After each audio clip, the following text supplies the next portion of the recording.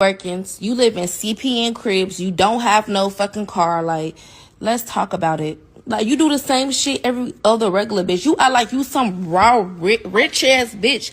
You do the same shit. You a regular ass bitch. You're not on shit, gang. Like, for real. Like, you musty as fuck, bitch. Motherfuckers used to have to make you get in the tub. Like, my ex even just told me when he first was about to fuck you, he couldn't even fuck you because you was so motherfucking musty, bitch. Everybody that know you is a stanky pussy, nasty, stanky asshole. Like, bitch, don't play with me. You been doing dicks your whole life. Like, you done way more dicks than me. You just very sneaky and quiet and low key with your shit. Bitch, you do dicks. When my brother was in jail, bitch, you was doing dicks and I was taking up for your lying ass, bitch.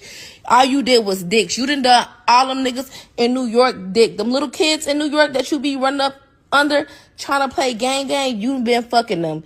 You do dicks, bitch. Now, stop playing with me. You wear fake